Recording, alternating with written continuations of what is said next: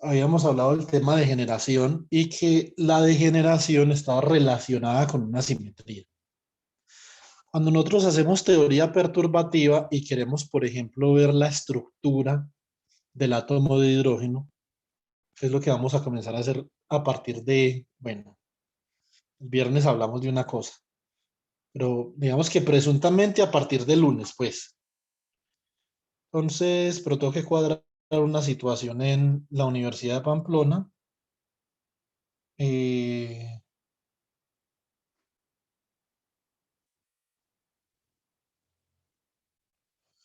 mm, y tengo que revisar ahí una situación, un segundo.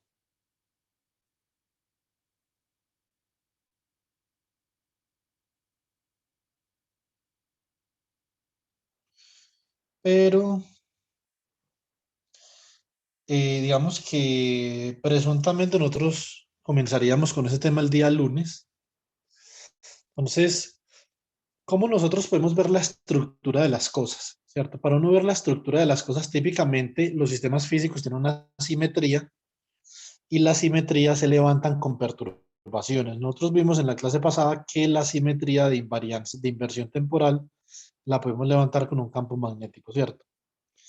Y les hice la pregunta de por qué determinados estados del Hamiltoniano de Heisenberg no son sensibles al campo magnético. Eso significa que esos estados están asociados con una simetría diferente de la simetría de inversión temporal.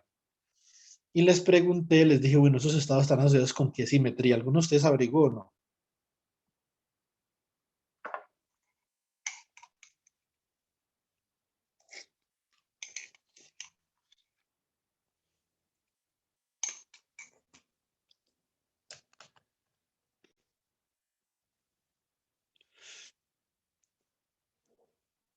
¿Por qué los estados simétricos y antisimétricos ante el intercambio de spin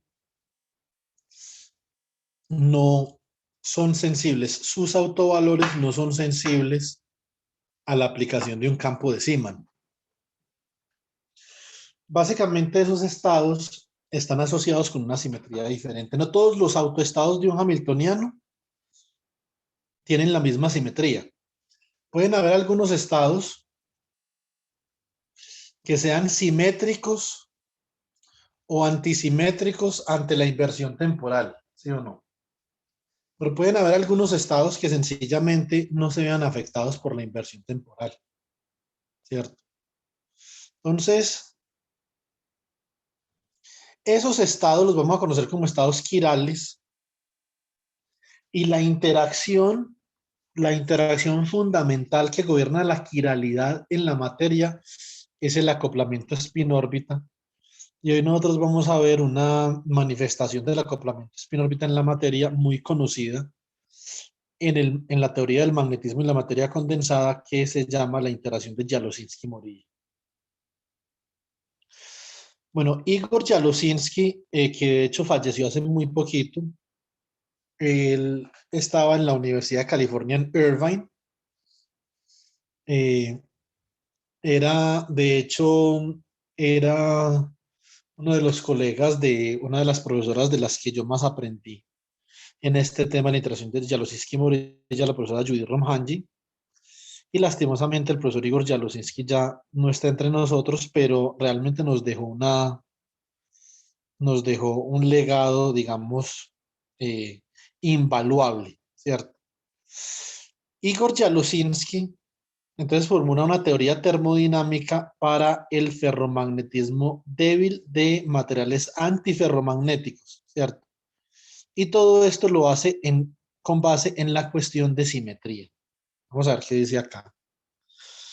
A thermodynamic theory of weak ferromagnetism of alpha iron oxide en cobalt manganese y este otro que no sé cómo será, ¿sí o no? Entonces, esto es un carbonate. Esto es que, no, esto no es minus, esto es CO3. O sea que esto es un carbonato de manganeso y esto es un carbonato de cobalto. todos tres materiales magnéticos, tanto el hierro, el cobalto y el manganeso, is developed on the basis of Landau's theory of phase transitions of the second kind. It is shown that weak ferromagnetism is due to the relativistic spin lattice and the magnetic dipole interaction. Cuando nosotros vemos la palabra relativistic y spin en la misma frase, nosotros ya sabemos que estamos hablando de Dirac's equation, ¿sí o no?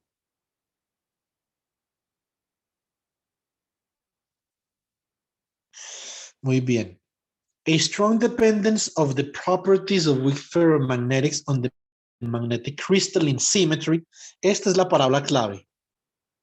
Magnetic crystalline symmetry. Simetría cristalina, ¿cierto? Entonces, is noted in the behavior of these ferromagnetics in a magnetic field is studied. La simetría cristalina, cuando nosotros tenemos una simetría cristalina en la materia, hay una cantidad de fenómenos que no ocurren. Esos fenómenos solamente ocurren en el caso en el que haya un rompimiento de la simetría cristalina. No me refiero a la simetría translacional cristalina. Me refiero a la simetría con respecto a un centro de inversión. Por ejemplo, si ustedes tienen acá un cuadradito y tienen 4 átomos, o sea, un átomo en cada vértice. Ustedes pueden definir el centro de inversión de esta geometría en el punto donde se intersectan las bisectrices de cada uno de los vértices. Esto lo podemos definir como centro de inversión.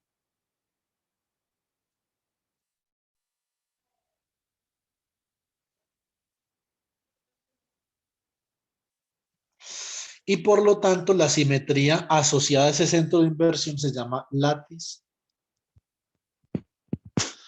inversion symmetry. Esto es algo parecido de time reversal symmetry, pero en el espacio, ¿cierto? ¿Eso qué significa? Esta bisectriz de acá puede definir un plano especular de ese cuadrado. Eso significa que si este átomo de acá y este átomo de acá, que son reflexiones alrededor de ese plano especular, son idénticos a través de esa operación espejo. Ahí pueden haber varias operaciones de reflexión, no solo esa. De hecho, las operaciones de reflexión están categorizadas dentro de la teoría de grupos. Pero si esta operación de reflexión obedece a una simetría, entonces nosotros podemos decir que esta red es simétrica con respecto a esta operación, llamemos esta operación, por ejemplo, sigma 1, y con respecto a este centro de simetría. Listo. Podemos definir, por ejemplo, otra operación sigma 2.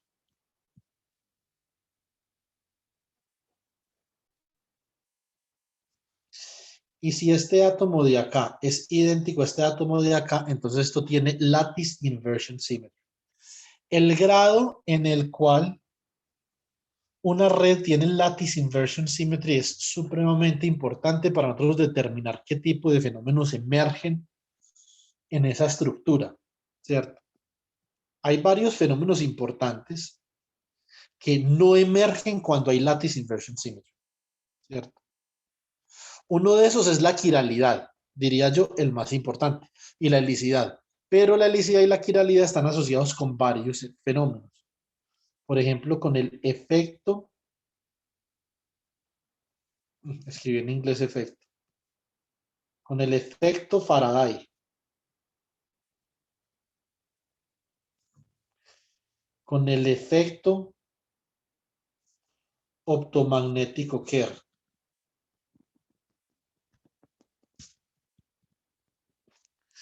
Por ejemplo, con el efecto Peltier, que esto es un efecto termoeléctrico, etcétera.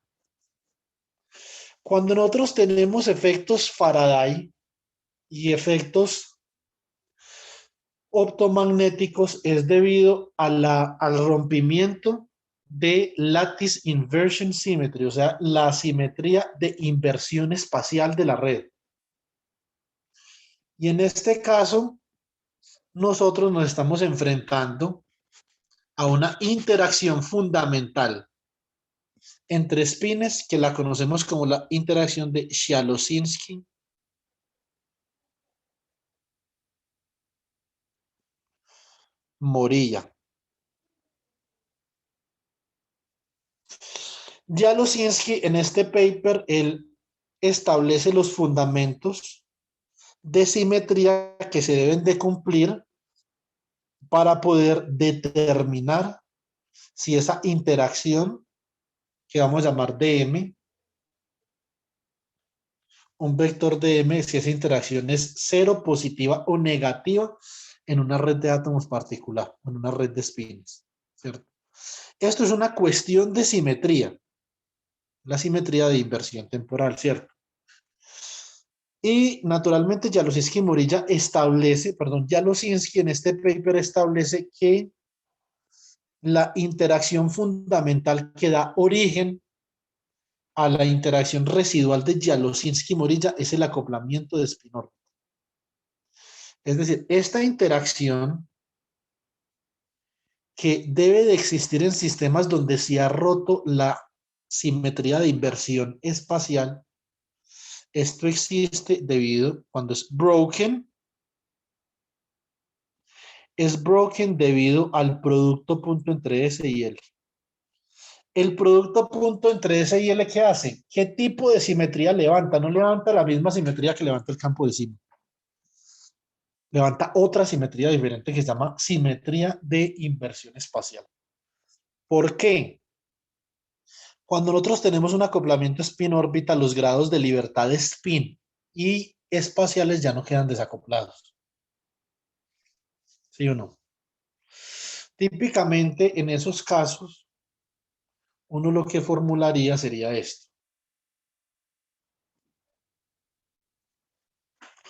Uno formularía, a ver, lattice inversion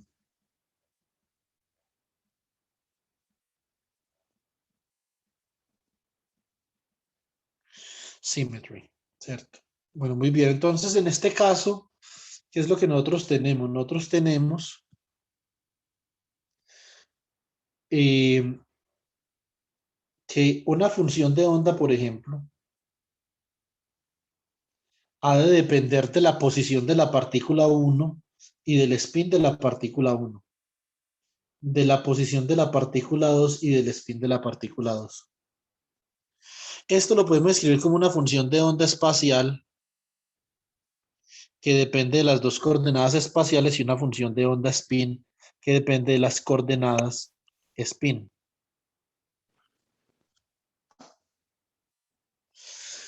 Esta función puede ser simétrica o antisimétrica ante el intercambio de partículas. Función simétrica o antisimétrica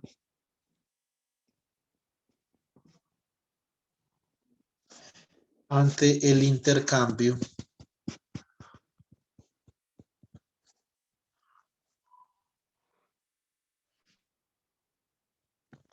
de partículas, ¿cierto? Bueno, muy bien. Entonces, por ejemplo, si usted intercambia la posición de la partícula 1 y de la partícula 2, digamos que usted tiene acá si de R1, S1, R2, S2, y usted intercambia la posición de 1 y 2, ¿cierto? Intercambia la posición de 1 y 2. En mecánica cuántica existe un tipo de simetría que nosotros veremos, no la próxima semana, sino la que viene, cuando estemos viendo simetría, que se llama simetría de intercambio. Eso significa que esta función de onda, cuando usted intercambia R1 y R2, S1 y S2, que corresponde a intercambiar la posición de cada partícula, esto queda así de R2, S2, R1, S1. Ahora, en este caso, la partícula 1 está en la posición R2 con spin S2. y la partícula 2 está en la posición R1 con spin S1, ¿cierto? Este intercambio puede tener una característica de simetría o antisimetría, o le puede dar a la función de onda una característica de simetría o antisimetría. Observables. El observable es simétrico, siempre es simétrico en mecánica cuántica y en física, siempre. Eso significa que la densidad de probabilidad R1, S1,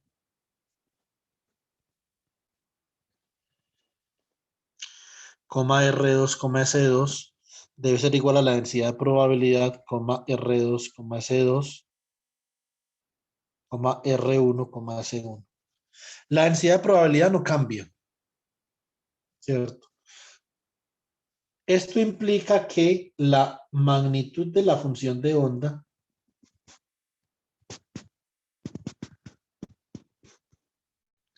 al cuadrado de R1, S1, R2, S2 es igual a la magnitud de la función de onda R2, S2, R1, S1 al cuadrado. Si usted saca raíz acá, usted obtiene que la función de onda per se, como no es un observable, no se puede medir, tiene esta característica. Si de R1,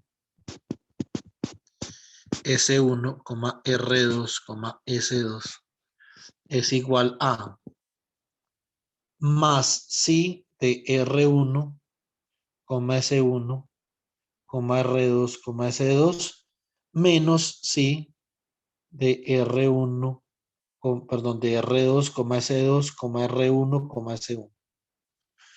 Bien, bueno.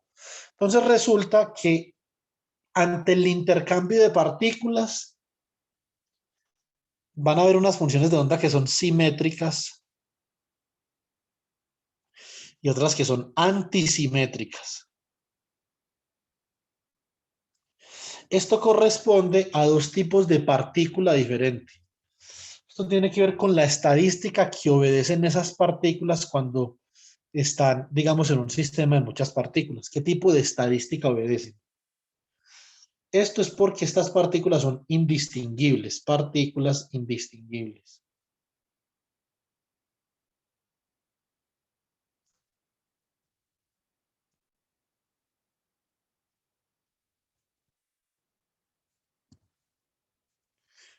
Listo. La partícula con función de onda simétrica se llama bosón. Y la partícula con función de onda antisimétrica se llama fermión. Listo. Ahora, si nosotros volvemos a escribir la función de onda de esta forma, como el producto de la función de onda, de la función de onda espacial por la función de onda spin, entonces escribimos lo siguiente. Importantísimo, una cajita por acá.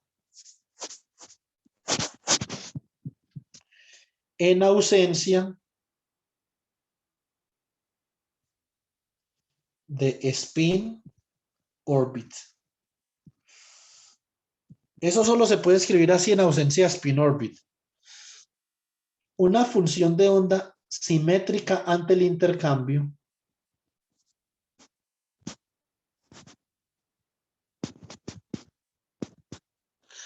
se puede escribir como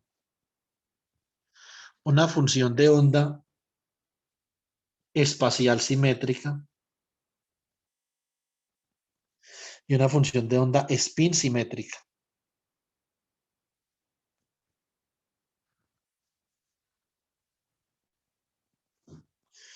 O se puede escribir como una función de onda espacial antisimétrica por una función de onda spin antisimétrica.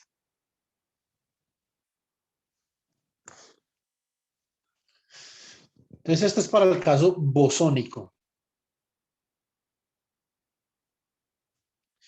Para el caso fermiónico, que tenemos nosotros la función de onda antisimétrica,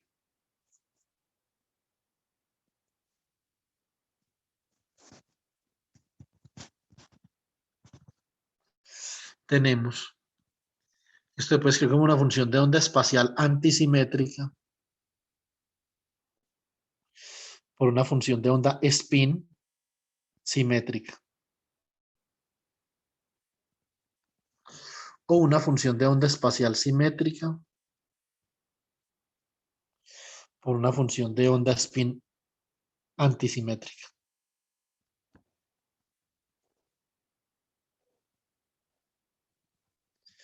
Esto solamente se cumple en el caso de que no haya acoplamiento spin-órbita, o sea, los grados de libertad de spin y los grados de libertad espaciales están completamente desacoplados. Y acá hay una simetría de inversión temporal. Perdón, de inversión espacial.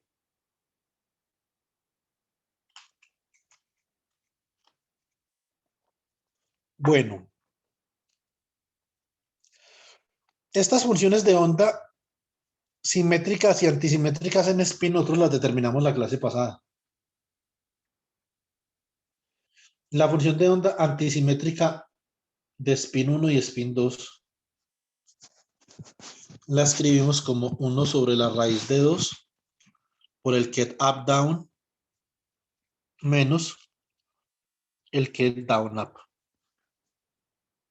Y la función de onda simétrica en spin la escribimos como 1 sobre la raíz de 2 por el get up down más el get down up. Pero también la escribimos como el get up up y el get down down. Lo que nosotros conocíamos como triplet.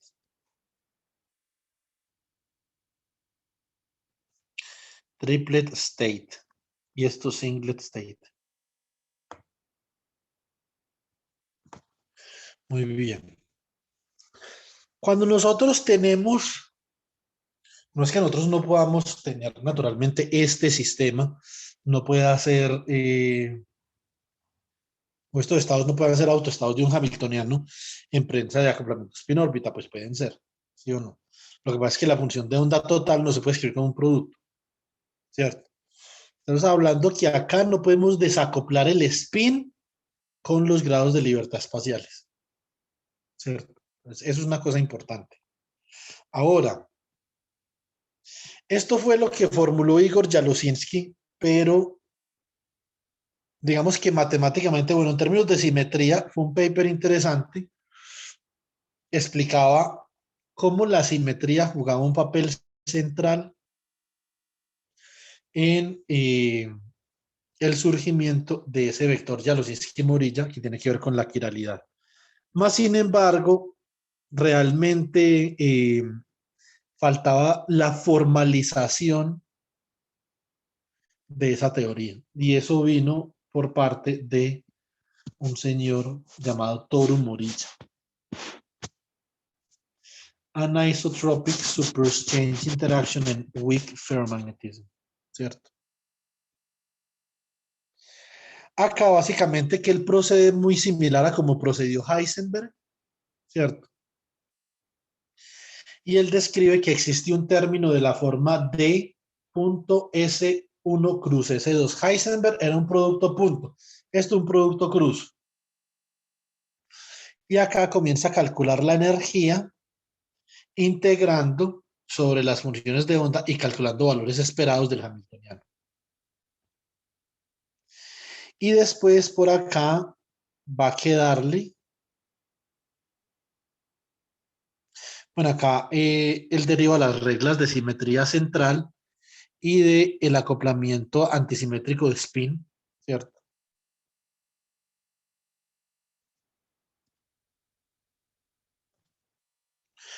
Pero ya por acá, en este caso, cuando él deriva el coeficiente de RR', ese coeficiente de intercambio, entonces ustedes van a poder verificar que ante el intercambio de R y R' o de los índices, ustedes obtienen menos, ¿cierto? Ustedes obtienen menos de RR'. Eso es una característica antisimétrica de ese coeficiente. Es una interacción antisimétrica, es decir, ante el intercambio de partículas o de sus propiedades, de sus atributos, D es igual a menos D. ¿Sí o no? Bueno, igual no. Transforma como menos D, más bien. Entonces, este fue el trabajo de Toru Moriya.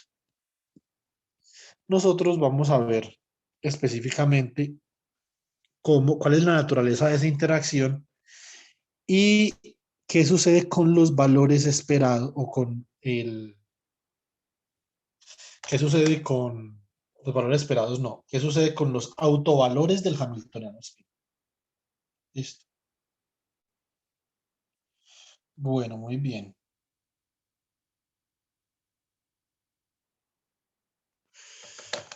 Entonces volvamos a la presentación que estamos haciendo el día lunes.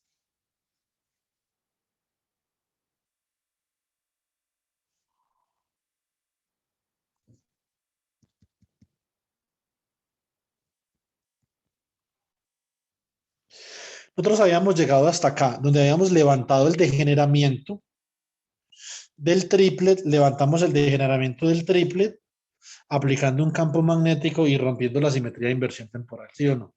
Bueno, muy bien.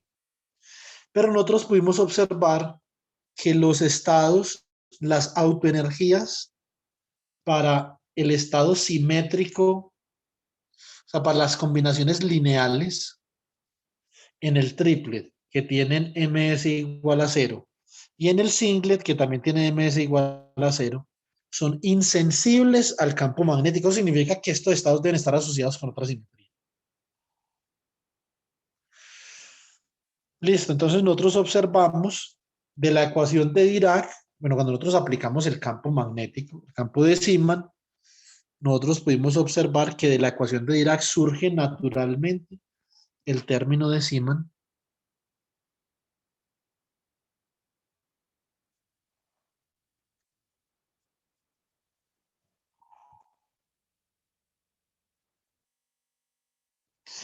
y surge naturalmente otro término, que es este de acá,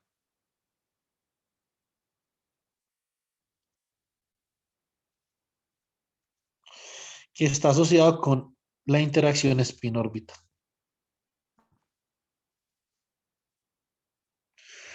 En ausencia de campo magnético de Zeeman, nosotros teníamos este triple degeneramiento para los estados con S igual a 1, MS igual a menos 1, 0 y 1. Lo mismo acá cuando J cambia de signo. Ahora, cuando aplicamos el campo de Zeeman, nosotros mostramos acá mediante este problema, corrigiendo este problema de autovalores, con esta estructura de producto tensorial para el Hamiltoniano,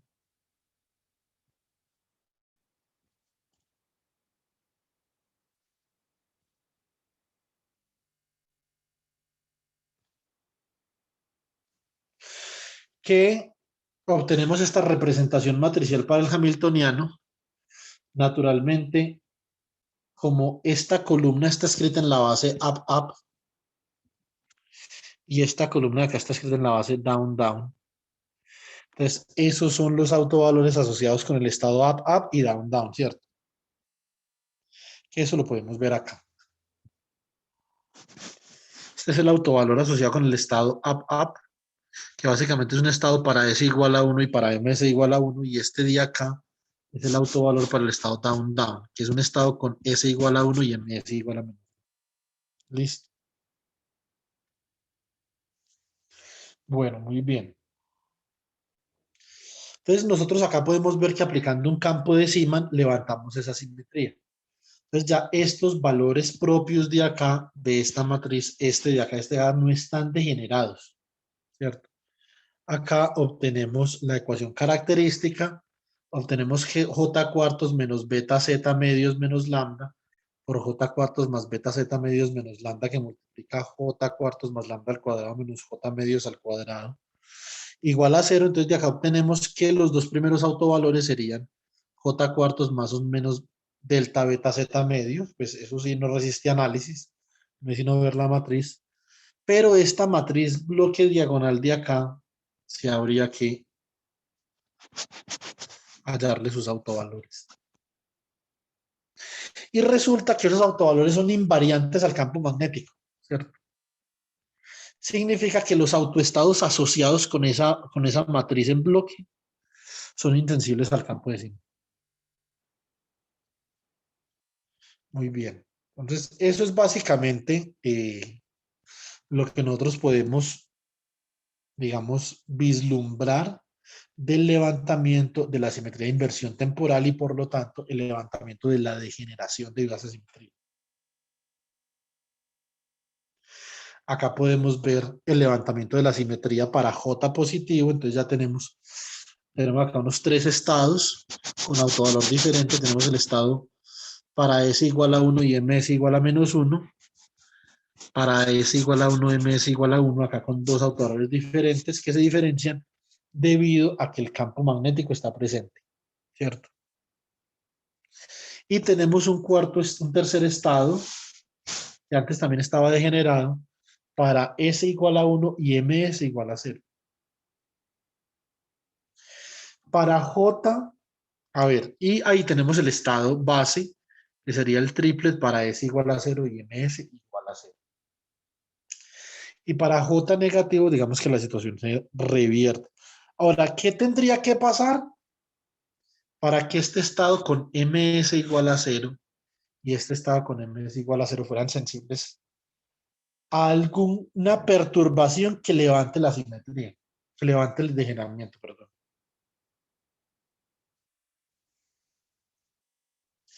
Esa es la pregunta del melón. Muy bien, entonces esa pregunta la vamos a responder ahorita. Primero, entonces, ¿cómo hacemos para calcular observables? Vamos a calcular observables magnéticos usando este hamiltoniano y sus autovalores, que recuerden que es un hamiltoniano que parte del hecho que requerimos una estructura de producto tensorial. Listo. Muy bien, ¿alguna pregunta?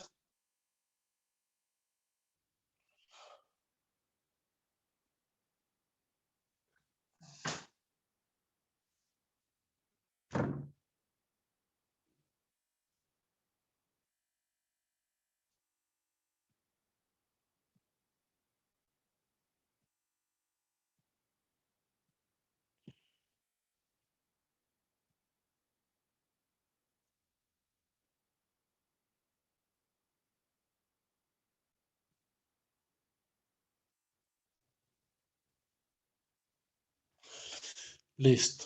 Pues continuemos. Un segundo.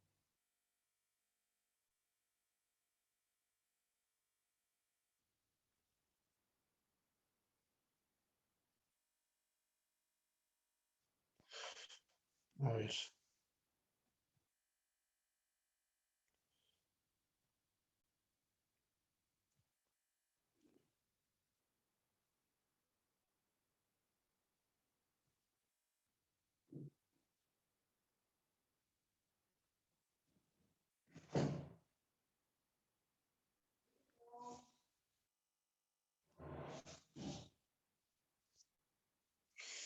Listo.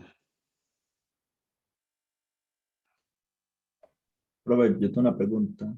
Dime. ¿Uno cómo rompe una simetría de inversión espacial?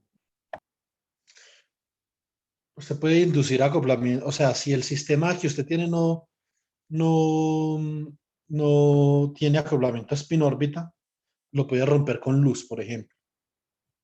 Porque el campo electromagnético tiene momentum, ¿cierto? Y el momentum del campo electromagnético se va a acoplar con los spines. Ahora, si su sistema, por ejemplo, no es magnético o no tiene algún otro tipo de ruptura de simetría, si no es magnético, ¿cierto? Si no es un buen termoeléctrico. Entonces, o sea, si es un sistema que es cristalográficamente completamente simétrico, entonces no puede con perturbaciones externas. ¿No? Tiene que tener algo dentro de su sistema con lo cual la perturbación se acople. Un spin, una vibración, alguna cosa. ¿Sí me explico?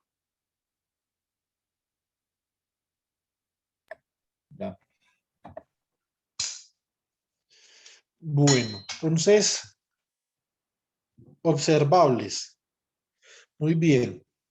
Entonces, ¿cómo podemos, una vez nosotros ya hemos hecho el análisis con el hamiltoniano de Heisenberg, cómo podemos calcular nosotros un observable? Bueno, típicamente el Sakurai introduce en la sección 3.4, si no me falla la memoria, el ensamble canónico, ¿cierto? Del que nosotros ya hablamos la semana pasada.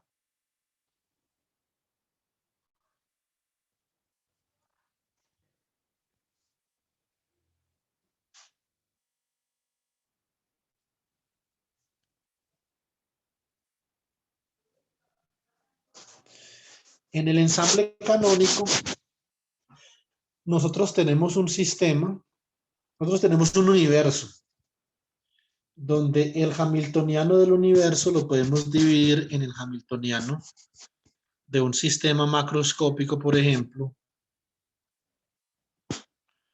más el hamiltoniano de un sistema microscópico. ¿Sí o no?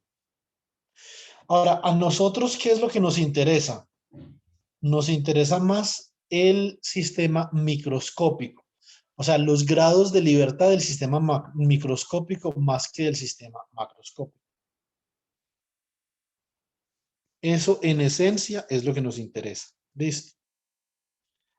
Entonces resulta que hay una forma para calcular observables en este sistema, y es que nosotros básicamente vamos a marginalizar los grados de libertad del sistema macroscópico, perdón, marginalizamos los grados de libertad del sistema microscópico, integramos sobre los grados de libertad del sistema macroscópico, y en ese caso, entonces nos van a quedar solamente los observables del sistema microscópico. En mecánica cuántica,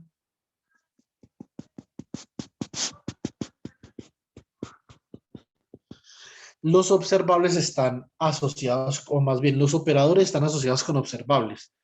Por ejemplo, si yo quisiera calcular el spin promedio de un átomo, digamos tengo dos átomos, J igual a 1 y J igual a 2, entonces yo tengo S sub J super Z. Quiero saber cuál es el valor esperado de S sub J super Z, es decir, si yo mido el momento magnético en dirección Z de alguno de los átomos, probablemente qué valor voy a obtener. En este caso, pues tengo lo siguiente, tengo 1 sobre la función de partición por la traza de E a la menos beta por el hamiltoniano por el operador S sub J super Z. Así se calculan los observables como función de la temperatura debido a que siendo beta igual a 1 sobre K sub B por T, ¿cierto? Muy bien, entonces, este es como un ejercicio de parcial, pero pues naturalmente, como ustedes son tan buenos, hay que colocarle ejercicios más duros, entonces lo va a hacer en clase. Profe, una pregunta. Sí, Dime. siempre pues me ha quedado la duda, uno, digamos, ¿cómo es posible que uno, digamos, trabajando con sistemas microscópicos, digamos, en este caso, nos estamos refiriendo a un sistema de dos átomos, digamos, uno involucrar la temperatura? Pues yo lo pregunto es porque uno en termodinámica definía la temperatura en términos de variables macroscópicas, ¿cierto? Entonces, pues, ¿me podrías explicar más o menos, por favor? Sí, ya le explico. Esto solo es posible, es una excelente pregunta, esto solo es posible. Nosotros vamos a ver algo de esto el viernes, pero entonces lo voy a ir adelantando. En mecánica cuántica usted tiene dos tipos de estados. Estados puros versus estados mixtos, ¿sí o no?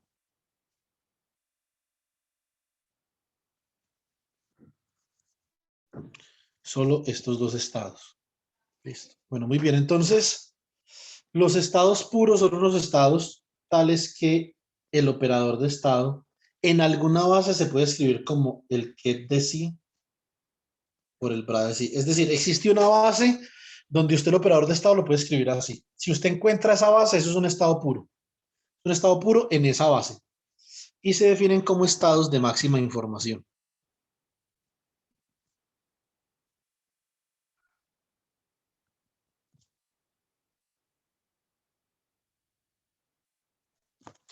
Existen los estados mixtos, no son puros.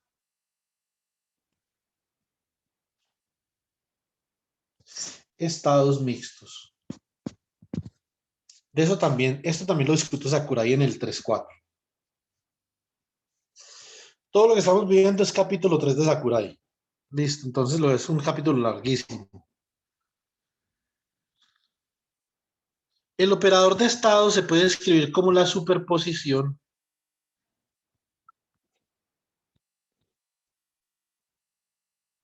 de unos ensambles. con una probabilidad de ensamble. Eso lo vamos a ver muy fundamentalmente. Vamos a ver esto de dónde sale y desde las leyes clásicas de la probabilidad lo vamos a ver el viernes. Entonces, esto sería, por ejemplo, el bracket entre phi sub j, perdón, el ket de phi sub j por el bra de phi sub j.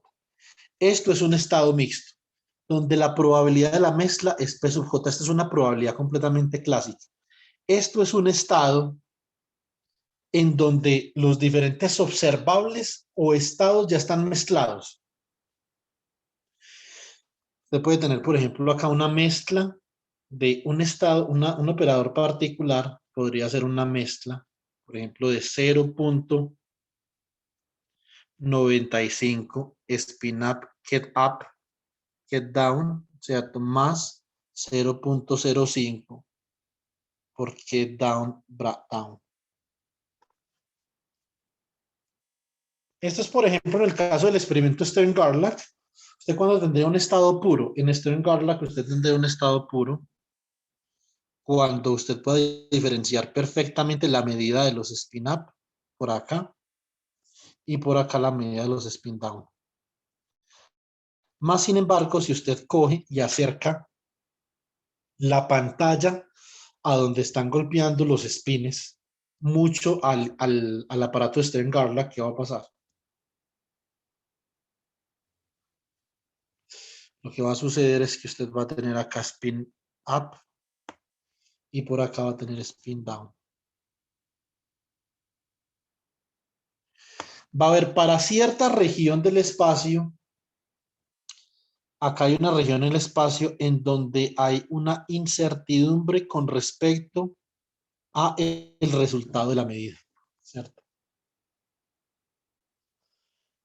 Eso significa que en ese punto, ese estado ya no es ni spin up ni spin down. Ese estado existe en una combinación, una superposición estadística de spin up y de spin down. Eso es un estado mixto. Ahora, vamos a ver lo siguiente. Entonces, una vez dicho eso, digamos esto. Profesor, qué pena lo interrumpo. Dime, ¿No debería ser 0.0,5? ¿y cuánto dice ahí? 0,05.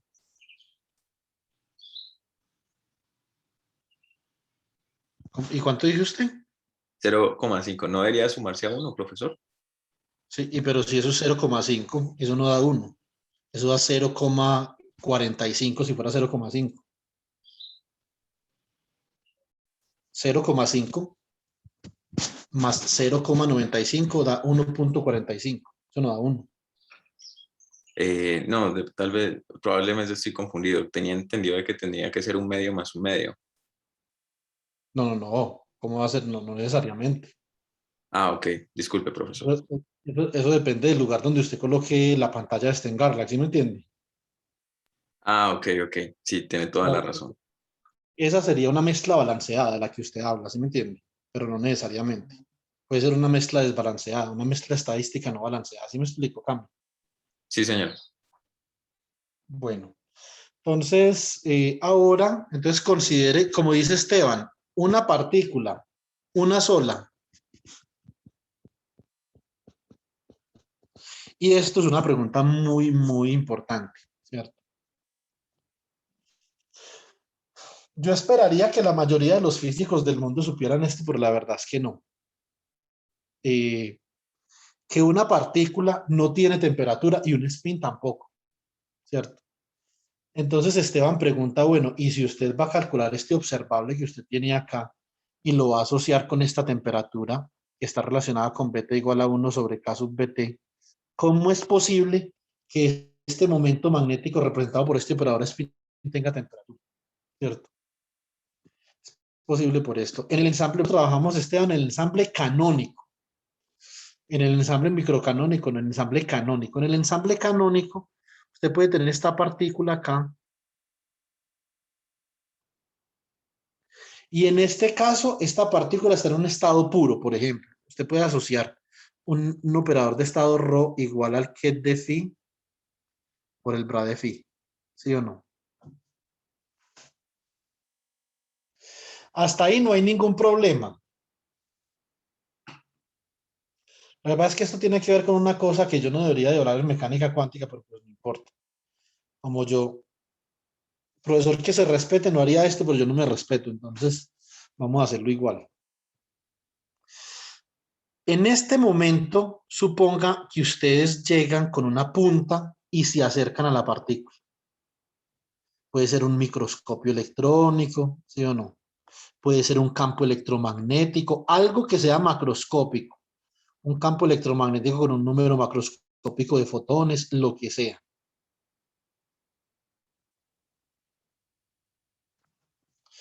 Y resulta, Esteban, que en este momento, el operador de estado de la partícula pasa de estar, o la partícula pasa de estar en un estado puro a un estado mixto. Se comienza a mezclar con los estados termalizados que hay acá en este metal.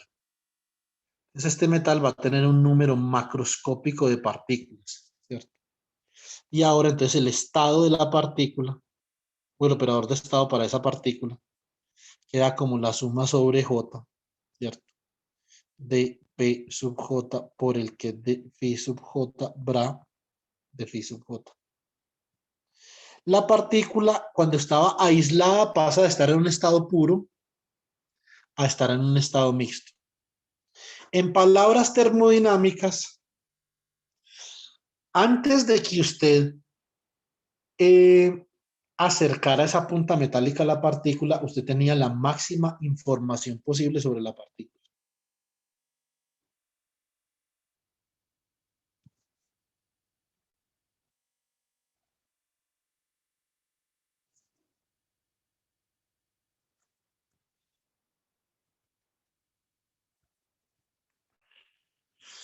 Esta partícula estaba en lo que nosotros en mecánica cuántica llamamos en una superposición coherente.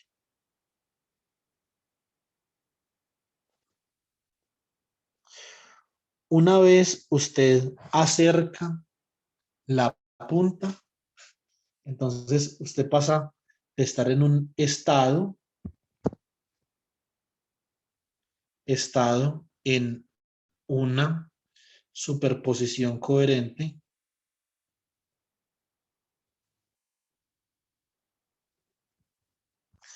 pasa a un estado de coherente.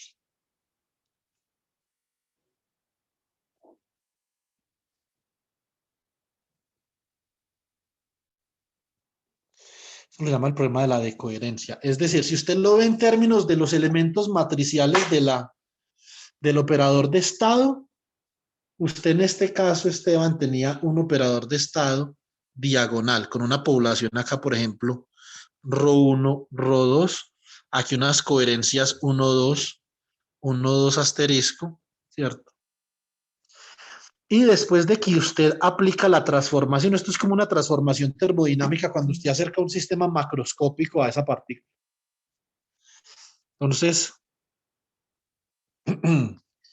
ahora el operador de estado, entonces queda como una población ρ1, 0, 0 y ρ2. Eso significa que usted pasó de tener una realización no diagonal donde tiene coherencias a una realización diagonal donde no tiene coherencias.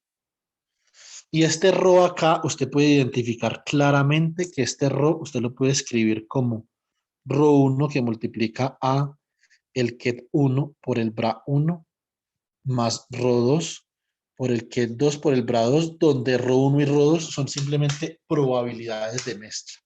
Y la traza de esa matriz es 1, ¿cierto? Entonces, ¿qué fue lo que pasó acá?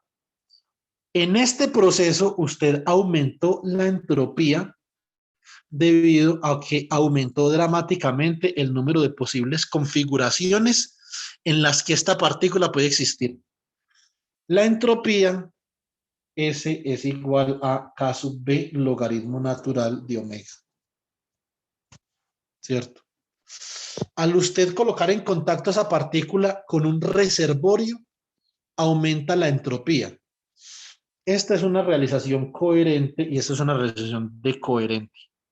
Usted puede demostrar bajo la entropía de von Neumann, entonces considerando la entropía de von Neumann,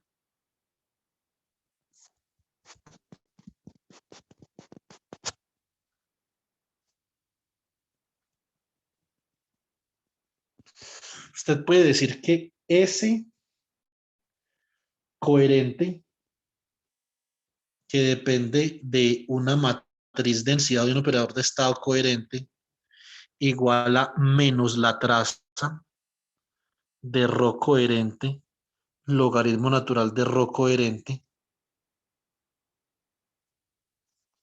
Esto es estrictamente menor que menos la traza de ρ de coherente, logaritmo natural de ρ de coherente. Y esto es igual a la entropía asociada con una realización de coherente.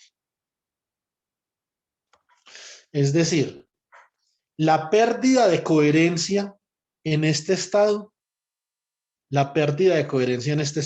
implica un aumento de entropía.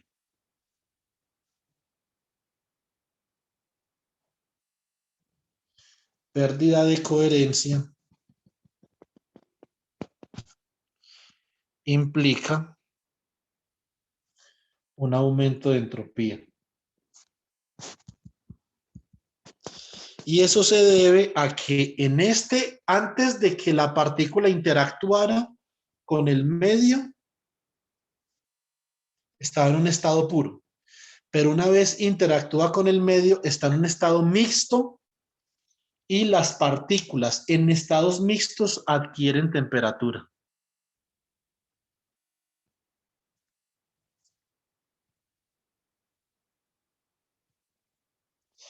Adquieren la temperatura del baño o del reservorio con el que están interactuando, ¿cierto? Esto se llama, en física, nosotros conocemos este proceso como termalización. Esta es la razón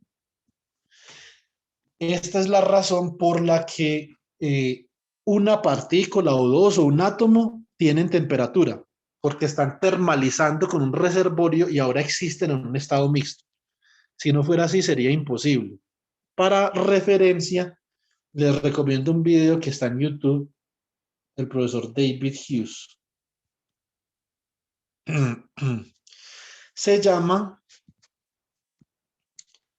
Eigenstate Thermalization.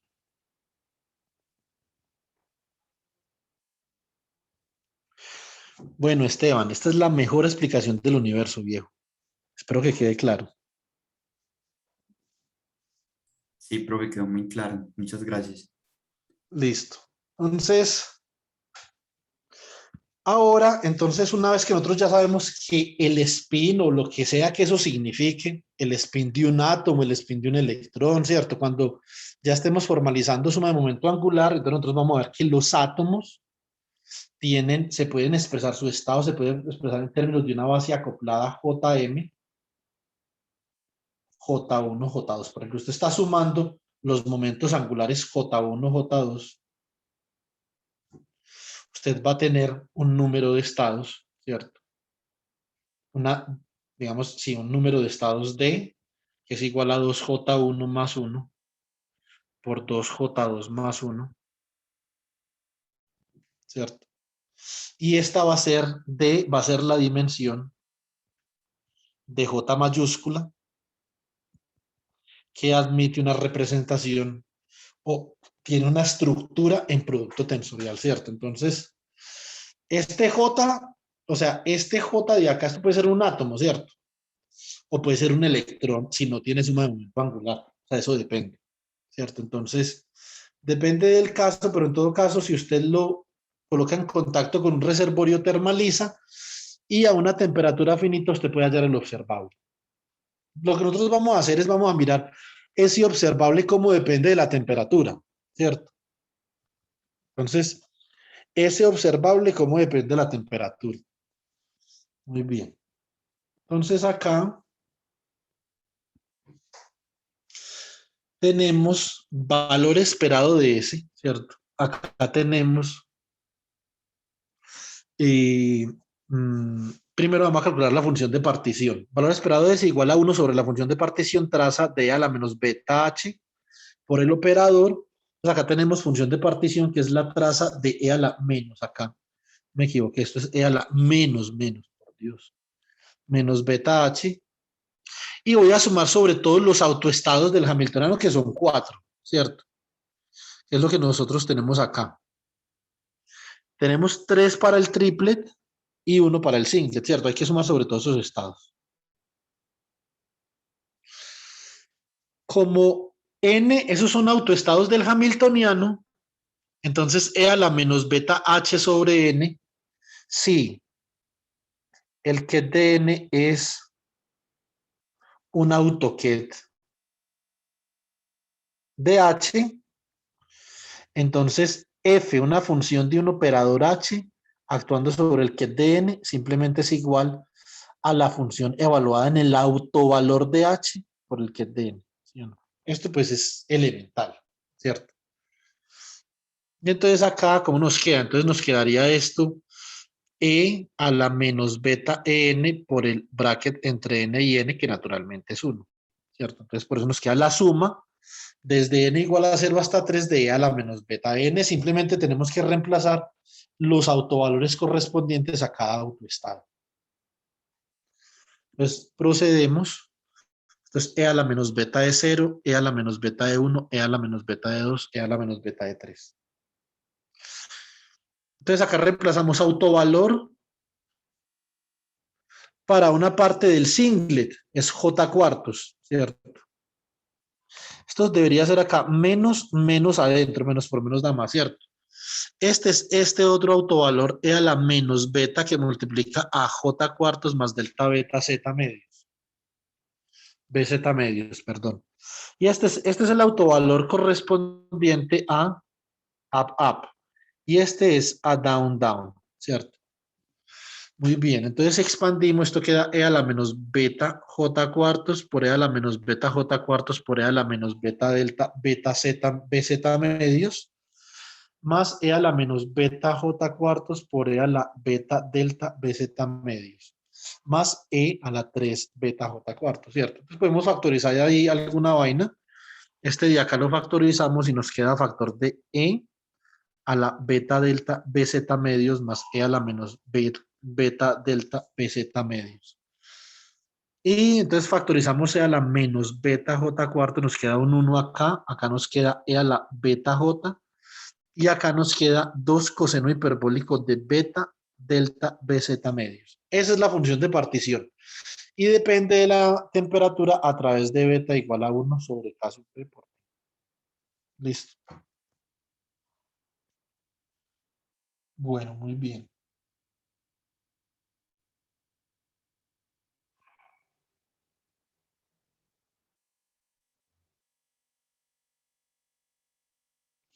Un segundo, chicos, que tengo un pequeño inconveniente acá.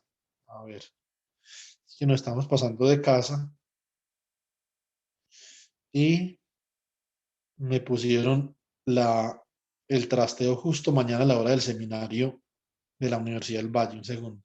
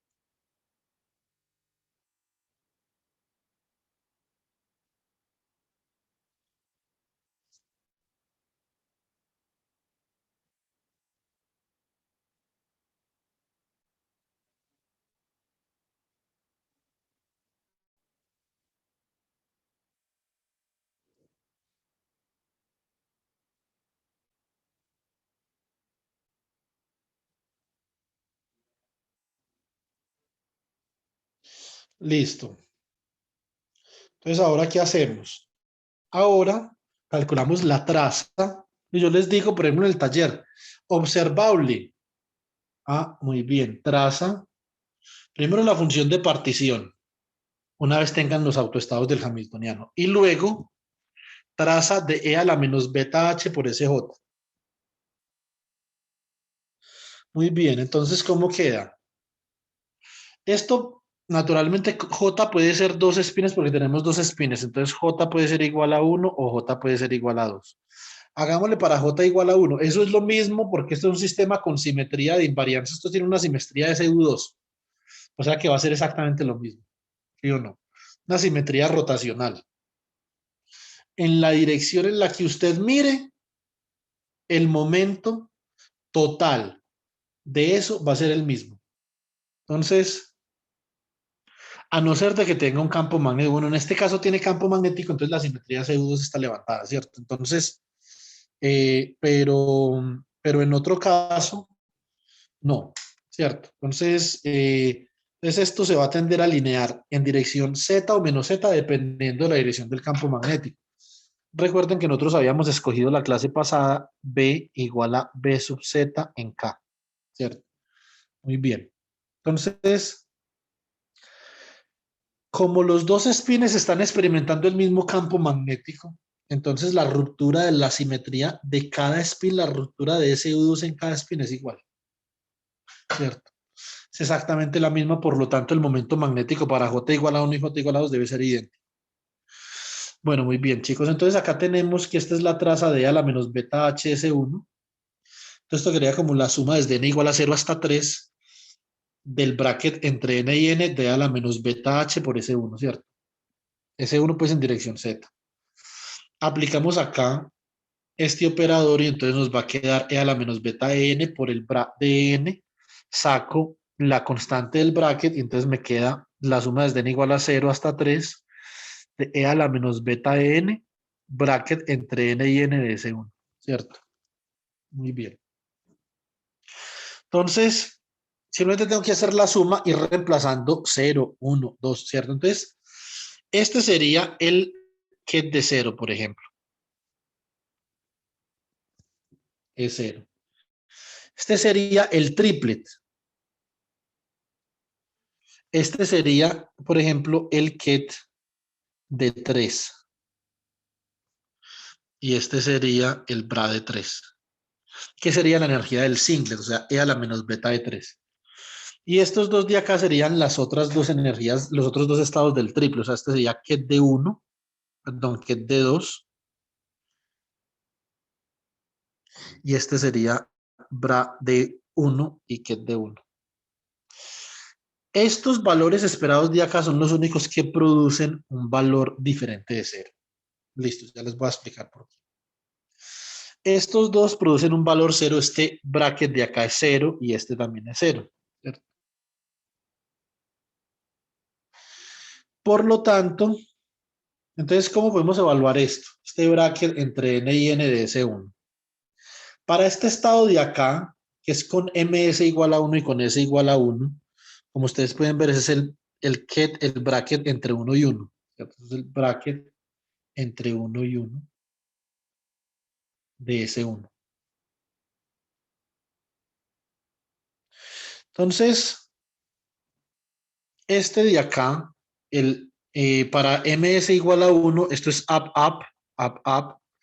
Si usted aplica S1 super Z sobre este bracket, pues sobre este ket, que es un producto tensorial, usted solamente va a actuar sobre el número cuántico correspondiente a la espina S1, no al spin S2, ¿cierto?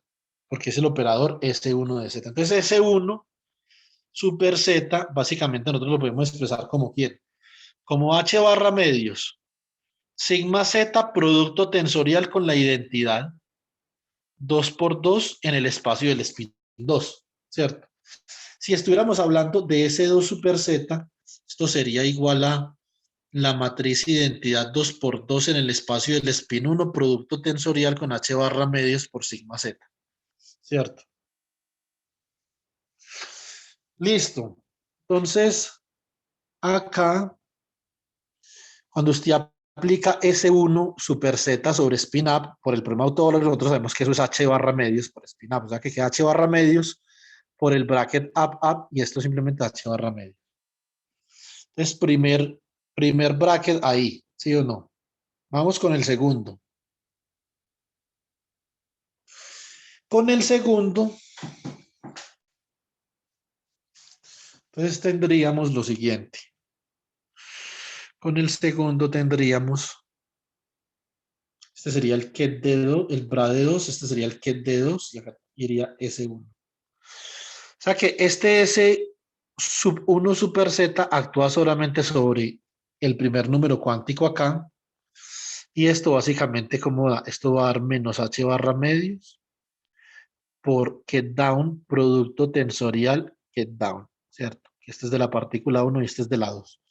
En notación simplificada queda así. Entonces queda menos H barra medios, el bracket entre down y down, ortonormalidad, esto es 1, o sea que esto es menos H barra medios. Segundo bracket, estos son los dos brackets que contribuyen con números diferentes de 0 a la traza, ¿cierto? Como ustedes pueden ver, acá tenemos H barra medios y acá tenemos menos H barra medios. Son las dos contribuciones. Ahora, esto va a ser diferente de Profe. 0. Obviamente, esto queda con un signo positivo y negativo, pero ya voy. Esto queda E a la menos beta epsilon sub 3 y E a la beta epsilon sub 2. Si epsilon 3 y epsilon 2 fueran iguales, eso daría 0. ¿Sí, Juan Camilo? No, profe, yo, Kevin. Pero no, pues nosotros no dijimos que cuando uno evalúa el ZC, el SZ, no debería ser, por ejemplo, a solo H barra, no menos H barra, bueno, H barra medios, perdón. Debería ser solo H. No, H barra. No, porque esto acá, esta es solamente es H barra, porque esta es una representación de spin un medio. Esta es una representación de spin un medio. Es decir, este operador acá no está actuando sobre los dos kets, ¿cierto? O sea, este operador S tendría que ser S1 más S2 para que cuando usted actúa sí con S sobre el estado acoplado, que sería, por ejemplo, S, M mayúscula S, S1, S2, esto le diera H barra por el estado. ¿Sí me entiende? Ya, sí, sí. Bueno, entonces, ahora, los estados que dan 0 son los estados simétricos y antisimétricos que están en superposición, ¿cierto? Entonces, segundo.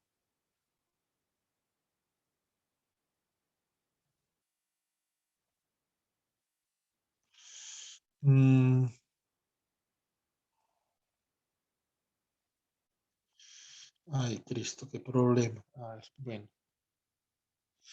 Entonces, miremos a ver este bracket de acá. Este sería el bracket para el triplet, o sea que este sería el ket 3 y el bra 3. Creo que así fue como los etiqueté ahorita. Vamos a ver. No, sería 0, porque este es el estado simétrico en superposición que va en el triplet.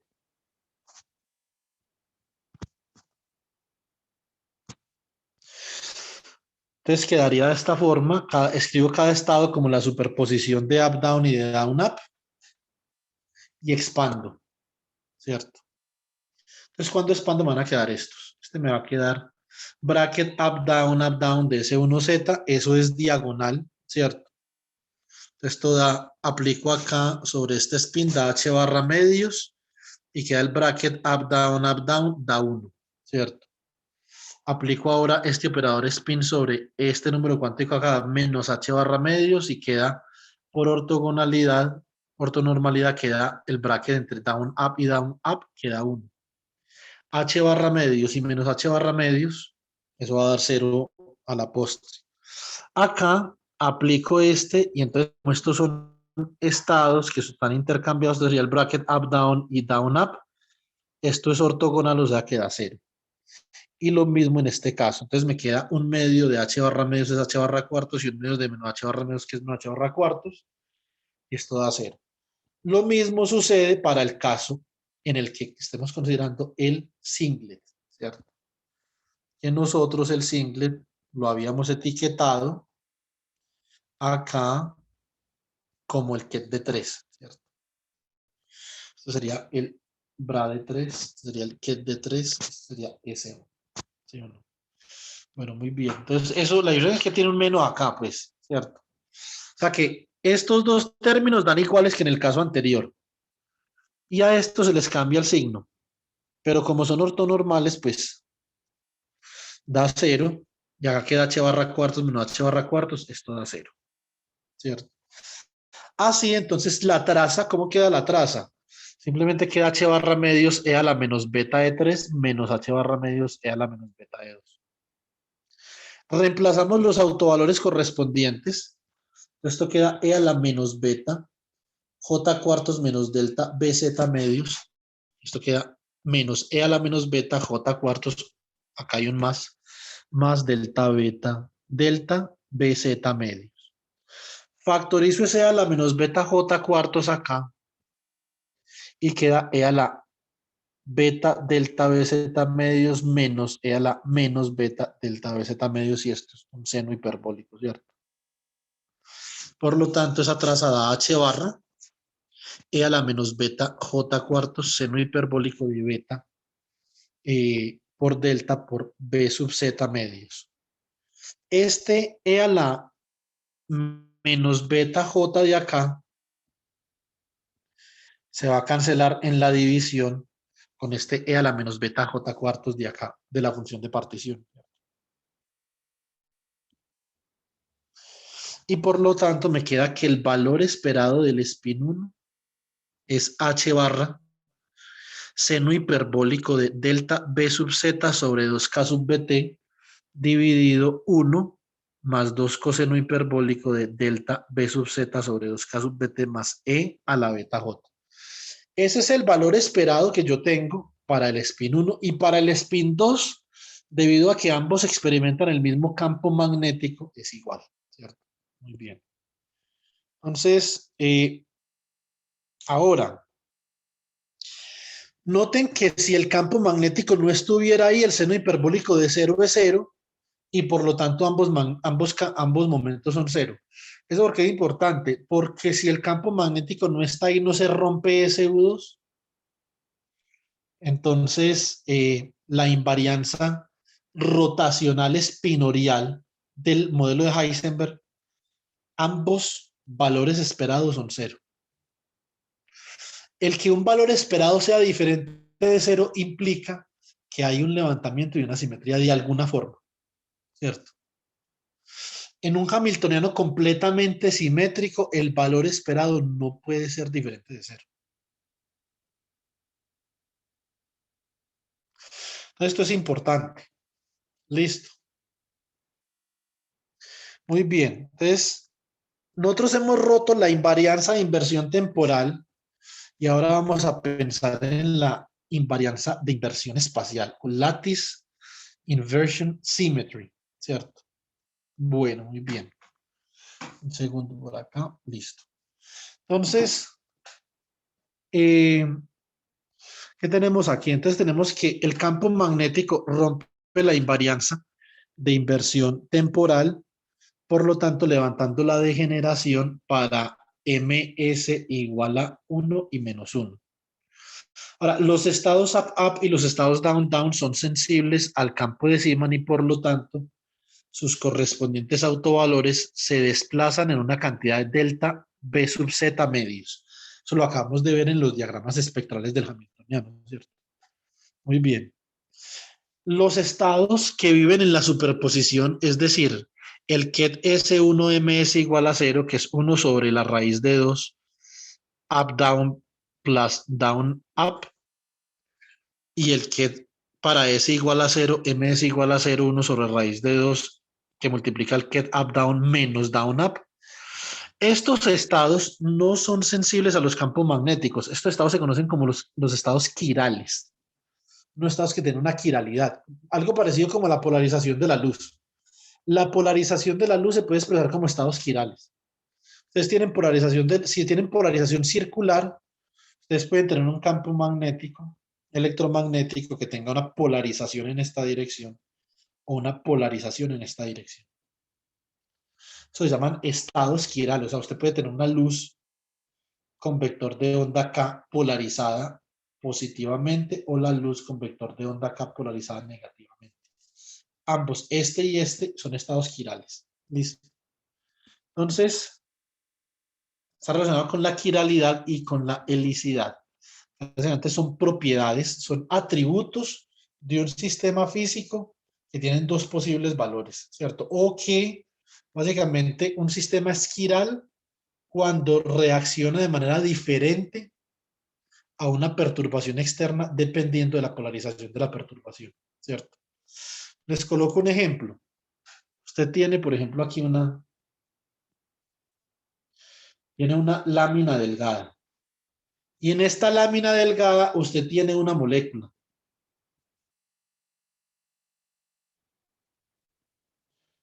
Esa molécula particularmente tiene una estructura que nosotros en físico-química le tenemos un nombre. Se llama enantiómero.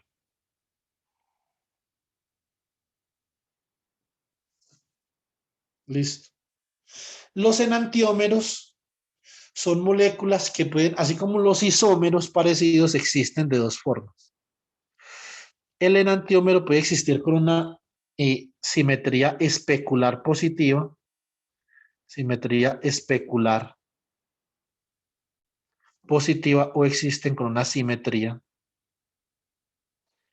especular negativa. Debido a que el enantiómero tiene esas dos estructuras de simetría, cuando absorbe la luz, la absorbe de forma diferente. Por ejemplo, usted tiene un campo electromagnético acá, polarizado positivamente.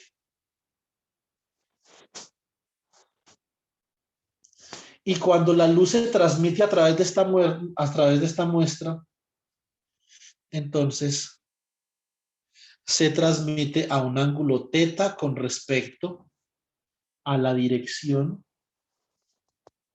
de incidencia de la luz. O sea, la luz rota. Ahora, si la luz tuviera una polarización negativa, entonces la luz va a rotar en sentido opuesto. Esto es una manifestación de la quiralidad.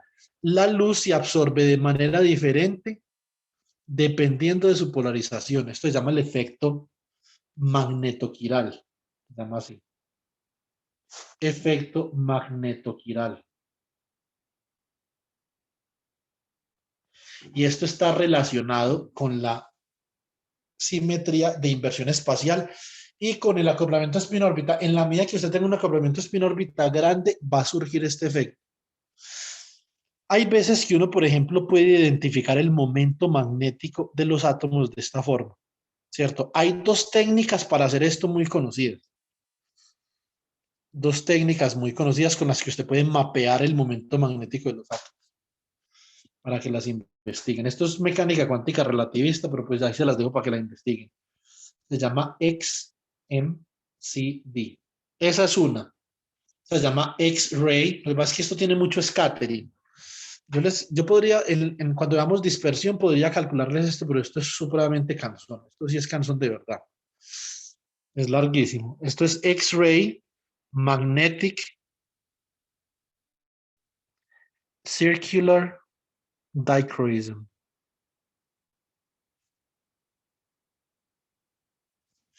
Y la otra se llama EMCD. Esta es mejor en resolución, pero es mucho más difícil de limpiar los datos, porque son datos que tienen una relación de señal a ruido supremamente pequeña. Esto se llama Electron Magnetic Circular Dichroism.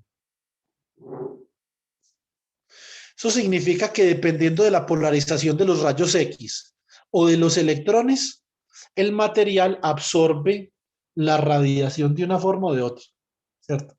Tiene diferentes coeficientes de absorción, por lo tanto va a tener diferentes señales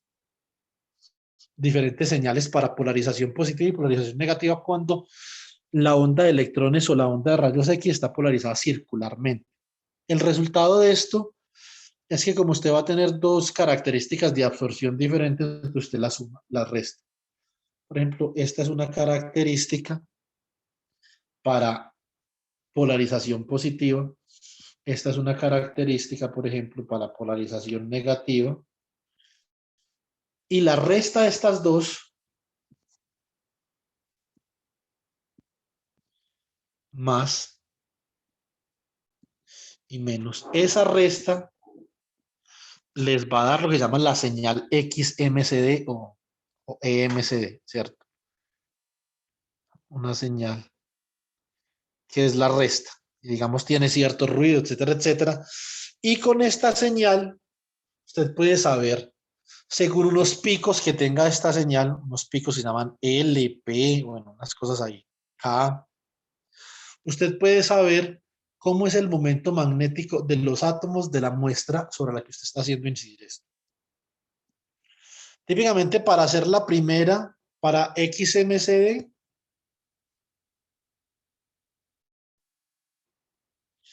se necesita una instalación de radiación de sincrotrón.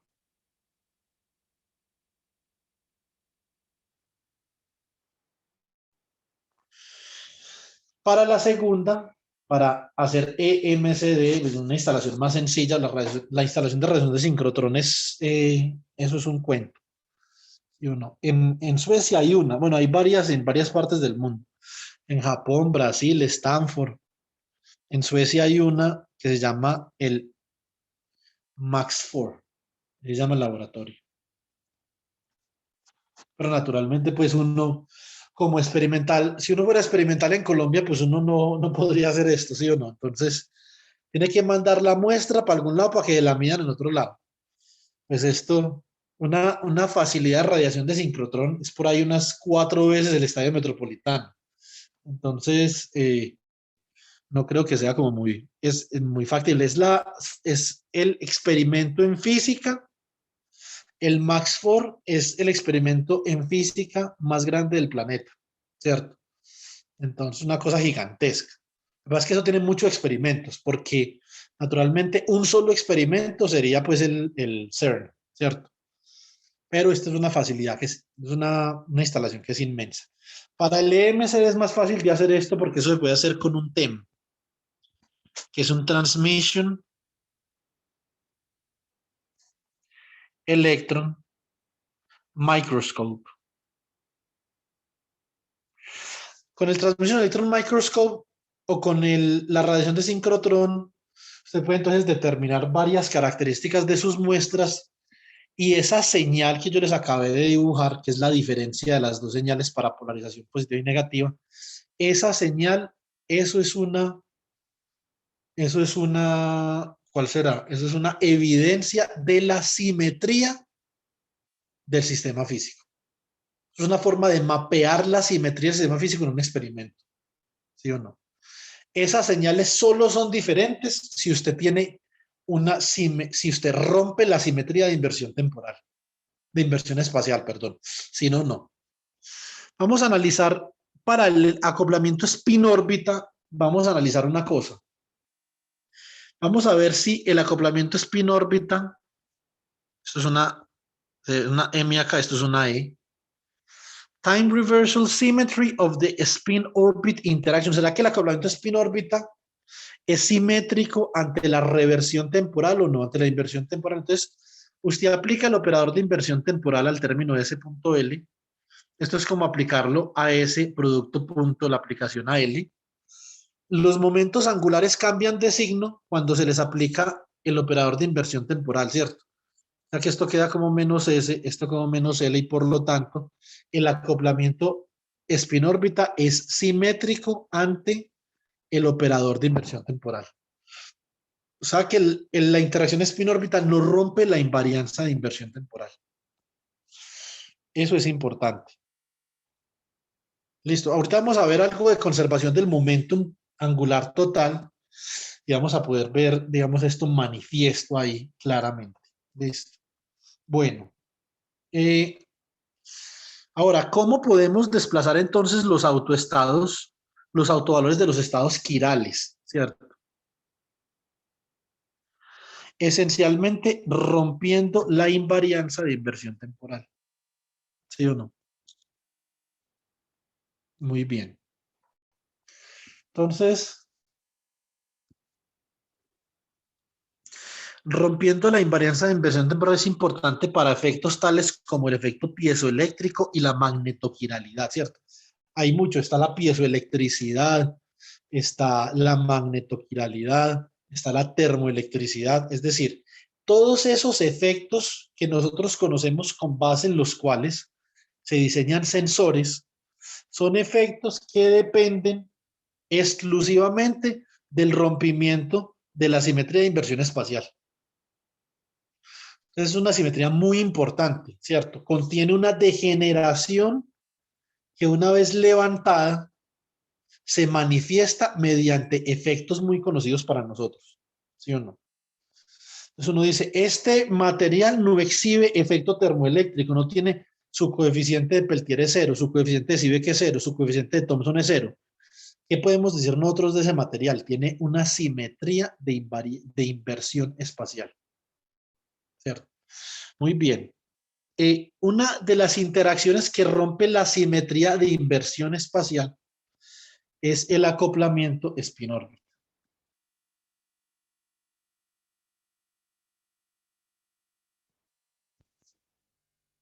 Listo. Ahora, ese acoplamiento spin-órbita nosotros vimos que surge naturalmente de la ecuación de Dirac, ¿cierto? Eso lo vimos el viernes pasado. Entonces, en la ecuación de Dirac nosotros podíamos ver que tenemos la componente de la energía cinética, el efecto Zeeman, acá tenemos el potencial más la masa en reposo, teníamos el término de Darwin, teníamos la corrección relativista a la energía cinética, que eso lo demostramos en clase, y teníamos un término que estaba relacionado con el acoplamiento spin-órbita.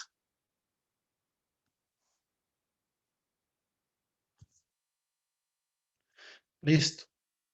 Ese término relacionado con el acoplamiento spin-órbita da origen en un hamiltoniano spin. Ustedes ya saben que el término de Zeeman da origen a este término en el hamiltoniano spin. Y este término aquí, que tiene que ver con el acoplamiento spin-órbita, da origen a este otro término de acá, que se llama el término de Jalusinski-Morilla.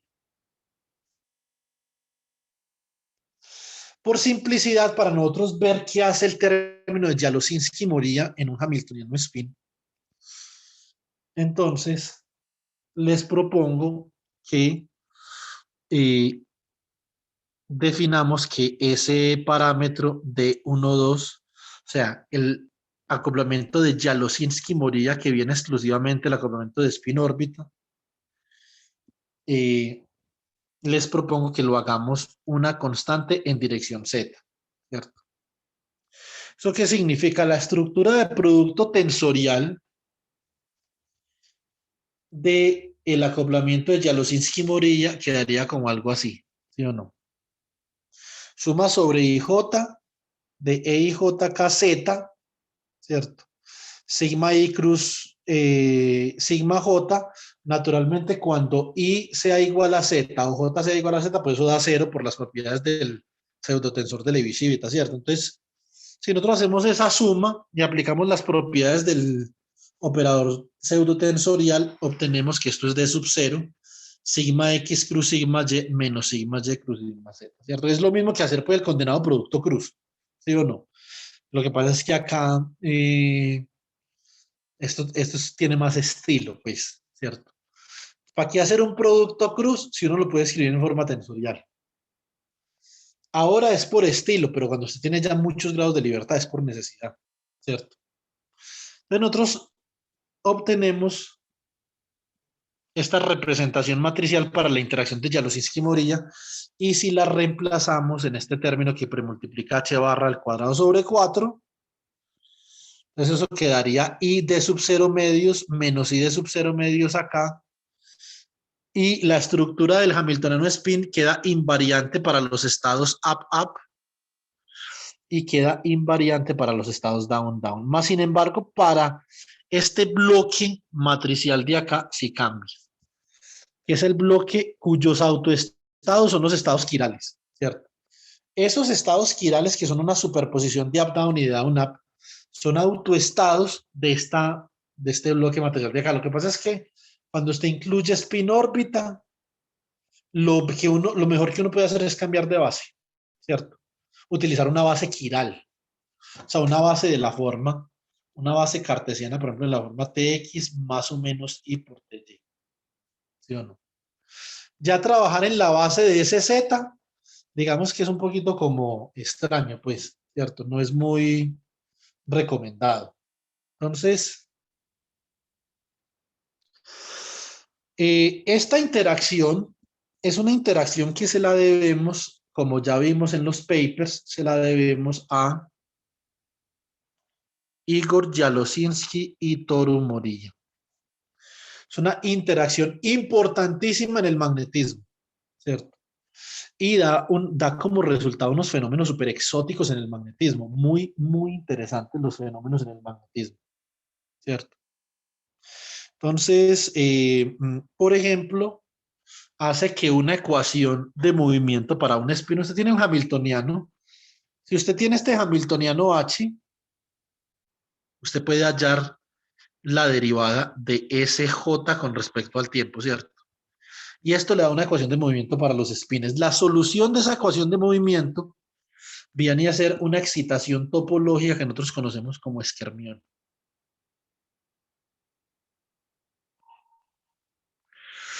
El esquermión se debe única y exclusivamente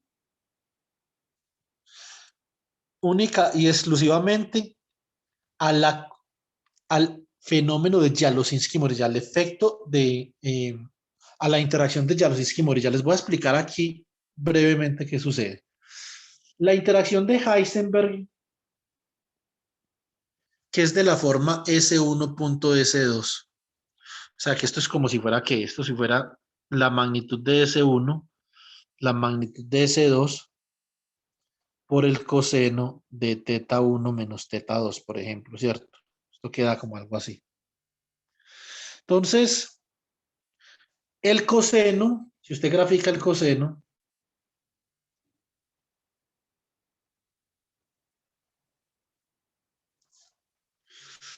cuando el coseno sea pi,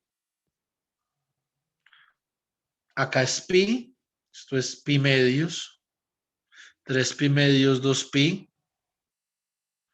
¿cierto? Entonces, esto es 5 pi medios, esto es 3 pi. Entonces, para múltiplos impares de pi, usted va a tener un mínimo en eje coseno, ¿cierto? Eso significa que cuando la diferencia de los ángulos sea pi, o sea, teta 1 menos teta 2, sea igual a pi, es decir, haya un anti-alineamiento del ángulo entre S1 y S2, para J positivo naturalmente, para J mayor que 0,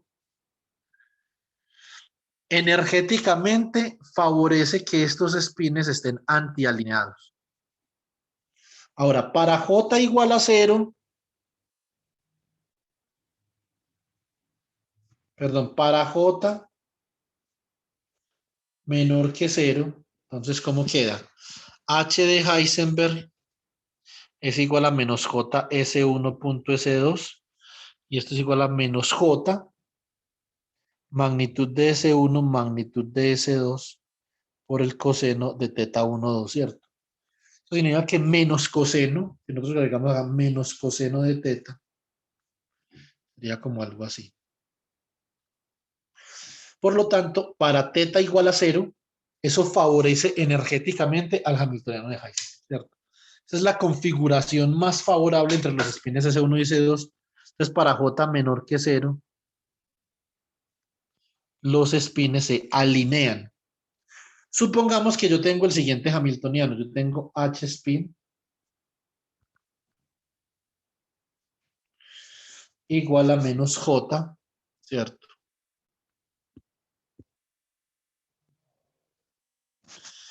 S1.S2.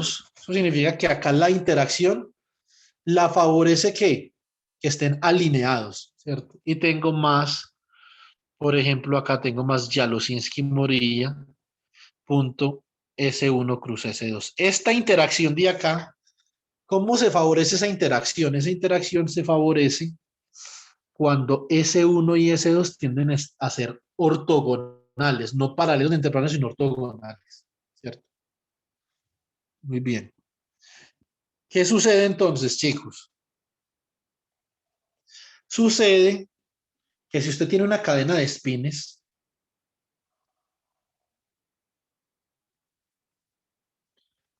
la interacción de Heisenberg va a hacer que esos espines estén alineados. Pero si usted le mete Jalosinski-Morilla, que es, la interacción es mucho más pequeña que Heisenberg, entonces levemente ellos van a comenzar a adquirir un ángulo de decantamiento, ¿cierto? Se van a comenzar a decantar. Porque ellos van a querer estar alineados. Esta las quiere ortogonalmente y esta las quiere paralelamente. Entonces va a haber una competencia entre el alineamiento ortogonal y paralelo. Entonces cada spin se va a comenzar a decantar con respecto a su vecino. Y esto va a comenzar a crear este tipo de excitaciones.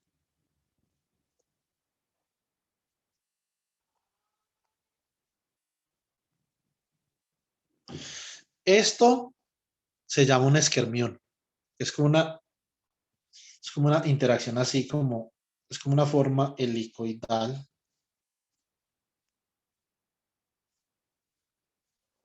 ¿Sí o no? Entonces, eso se llama un esquermión. Es una excitación que está topológicamente protegida y es la solución a una ecuación de movimiento. Esta es la solución a una ecuación de movimiento eh, no lineal, ¿cierto? Entonces, Jalosinski-Morilla realmente introduce unos fenómenos bastante interesantes, digamos, en la arena de los spins, ¿cierto?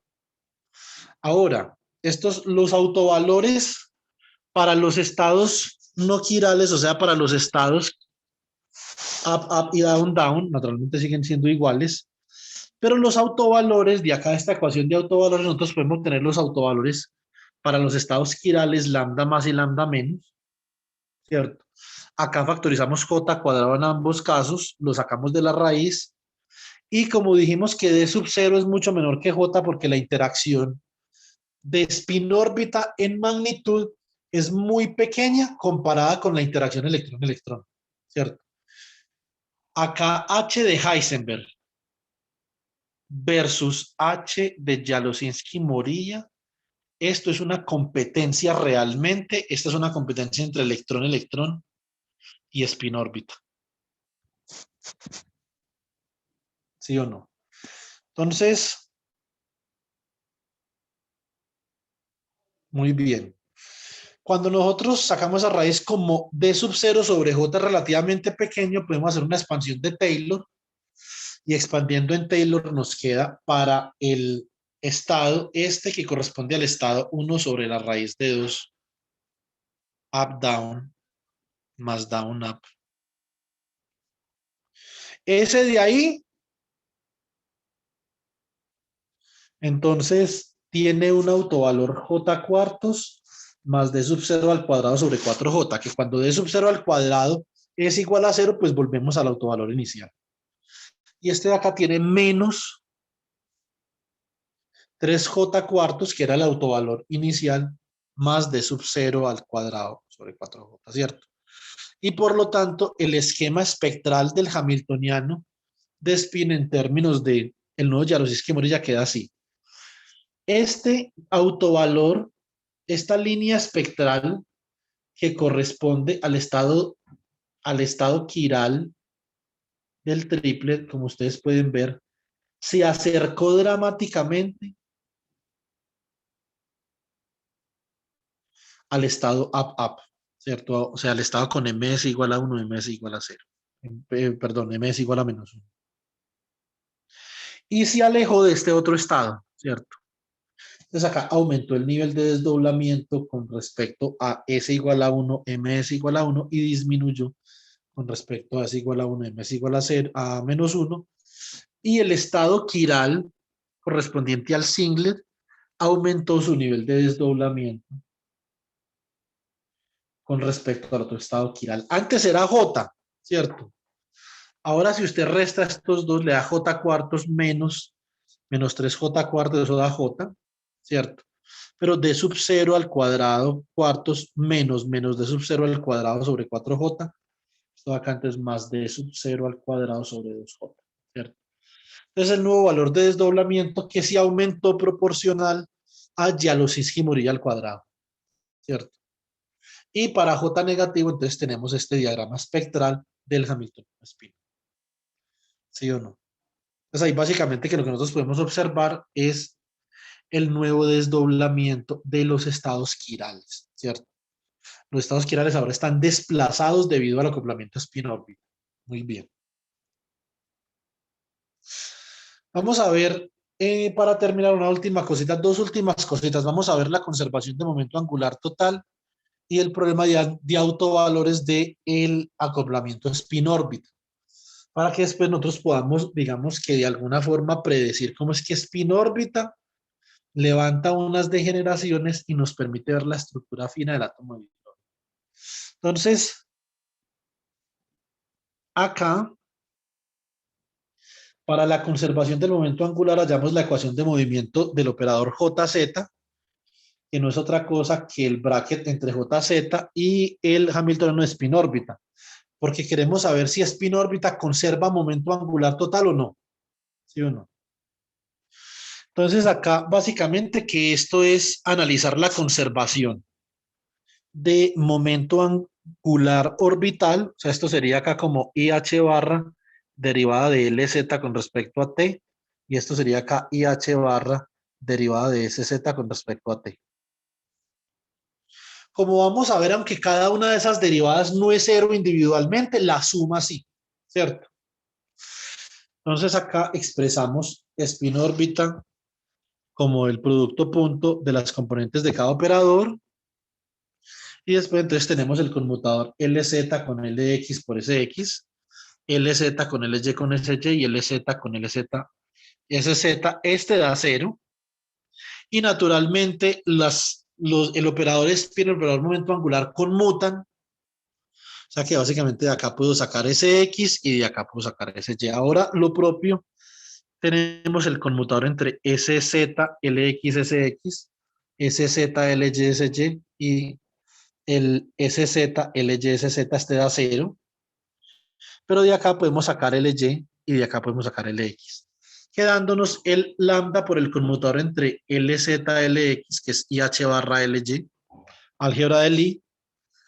Este sería el conmutador entre LZ, LY, que sería menos IH barra LX por SY, ¿cierto? Y este de acá sería el conmutador entre SZ y SX, que es IH barra SY por LX. Y el conmutador entre SY, SZ y SY, que es menos una Y acá, menos IH barra SX por LY, ¿cierto? Bueno, muy bien. Entonces, de acá nosotros obtenemos este término relacionado con esta derivada de LZ con respecto a T y este de acá relacionado con esta derivada de SZ con respecto a T. Ustedes pueden observar que aunque las derivadas no son cero individualmente, su suma sí, ¿cierto? O sea, LZ, el acoplamiento spin órbita no conserva a LZ y no conserva a SZ, ¿cierto? Pero conserva la suma. O sea, la suma sí está conservada. JZ igual a LZ más SZ sí es una cantidad conservada, ¿cierto? Así individualmente no se conserven. ¿Uno cómo puede ver eso? Por ejemplo, usted tiene una spin. Esto es un spin un medio. ¿Sí o no? Y usted dice, ¿yo cómo hago para invertir ese spin? O sea, este spin de acá es H barra medio. Si usted quiere que sea menos H barra medio. O sea, una diferencia de H barra. Ah, muy sencillo. Aplique un campo magnético, campo electromagnético, que tenga un momentum angular L de H barra. Entonces, ¿qué está haciendo usted? Usted está cambiando el momentum angular de los espines en una cantidad de h barra. ¿Usted qué hizo acá? Usted disminuyó el momento angular spin. Y si lo disminuye, ese momento angular, ¿para dónde se fue? Lo emite en forma de campo electromagnético con momento angular h barra. Lo mismo al revés. Si usted quiere pasar de un spin de menos h barra medios a h barra medios, ¿qué tiene que hacer? Absorber momento angular de un campo electromagnético con L igual a h barra. ¿Cierto? Ahí se ve perfectamente la conservación del momento angular total. Listo. O sea que la interacción spin-órbita preserva el momento angular total, más no preserva el momento angular orbital o spin de manera individual. Es una cosa importante, ¿cierto? Y por último, cuando nosotros tenemos dentro de nuestros términos de energía el acoplamiento spin-órbita, pues entonces ahora tenemos que considerar poderosamente una situación. ¿Y es cuál? Debemos de considerar que el acoplamiento spin-órbita va a afectar dramáticamente los autovalores del Hamiltoniano, ¿cierto? Entonces, ¿cómo los afecta? De esto habló Kevin hace como, creo que una semana o el viernes. Él decía, pero es que spin-órbita no afecta el número cuántico magnético, ¿cierto? MS. Kevin tiene razón directamente, pero indirectamente no, porque indirectamente sí lo afecta. No directamente, pero directamente sí. De hecho, en los materiales existe un tipo de campo magnético que se llama Spin Orbit Induced Magnetic Field. O sea, el acoplamiento spin órbita también genera campos magnéticos internos dentro del material. Y esos campos magnéticos sí levantan el degeneramiento de los estados MS, ¿cierto? Directamente no, tiene que ser perturbativamente. Ya en unas semanas vamos a ver qué significa eso. Entonces, acá podemos expresar momento angular total J igual a L más S o J cuadrado igual a L más S todo al cuadrado. Esto queda L cuadrado más S cuadrado más 2L punto S, que es spin órbita.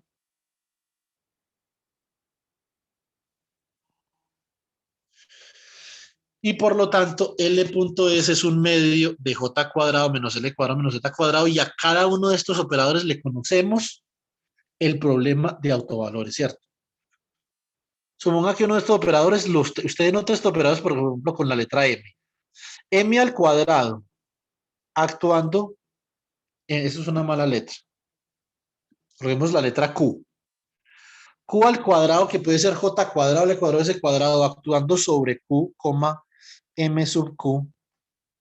Esto es igual a H barra cuadrado, que multiplica Q por Q más 1 por Q M sub Q. Ese es el problema de autovalores de cualquiera de esos operadores al cuadrado, que todos son generadores de rotación, ¿cierto? Muy bien. Eso significa que si yo actúo con el operador spin órbita sobre el ket JLS, que representa momento angular total, orbital y spin, esto es como un medio de J cuadrado menos L cuadrado menos Z cuadrado menos S cuadrado sobre JLS, esto da H barra al cuadrado medios, que multiplica J por J más 1, menos L por L más 1, menos S por S más 1, actuando sobre el ket. Estos términos de acá van a contribuir a la energía total del átomo y van a corregir, van a hacer una corrección relativista al autovalor del Hamiltoniano. ¿Sí o no? Estas son correcciones relativistas a la energía del átomo de hidrógeno y ellas pueden ser obtenidas pues mediante este procedimiento. Así nosotros podemos determinar la estructura fina del átomo de hidrógeno, que este es uno de los problemas más importantes en mecánica cuántica. Lo que es la estructura fina y la estructura hiperfina, que de las dos vamos a hablar, pero cuando hagamos representaciones irreducibles, etcétera, etcétera. Entonces, con esto termino esta parte. Tenemos que ver ya, entonces, entrelazamiento operador de estado. Y tenemos que ver eso que tiene, cuál es la relación con la adición de momento angular. Listo, chicos. Nos vemos el viernes, pues. Todo bien. Listo, profe, muchas gracias. Hasta Profe, luego. Profe, muchas gracias. No Profe. le olvide subir las clasecitas. Muy buena la clase de hoy. No, todo bien, yo la subo.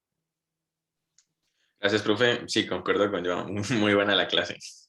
Listo, Camilo. Señor, Tito, mañana por favor esté pendiente a la 1 de la tarde. Ah, chicos, antes de que se desconecten, por favor, todos. Mañana los voy a invitar a un seminario que va a dar un colega mío que está trabajando en unas excitaciones relativamente nuevas en la materia condensada que se llaman fractones. Son excitaciones topológicas de número cuántico fraccionario. Listo. El seminario es a la 1. Este es un chico que en este momento está haciendo un trabajo muy interesante con topología y geometría diferencial en mecánica cuántica. Entonces, yo espero que ustedes puedan atender. En el Classroom les voy a dejar el link, simplemente para que lo tengan ahí presente. Y Juan Camilo, como lo del trasteo se me está complicando, es posible entonces que yo necesite que usted me ayude con Han. Yo no quisiera, pero no estoy seguro qué va a pasar. En caso de que yo necesite, le pido el favor ahí que esté pendiente, ¿sí? ok, profesor, no más que me diga. Listo. Muchas gracias, Cami. Hablamos, Ok, chicos. profe. Hasta luego todos. A Chao. todos.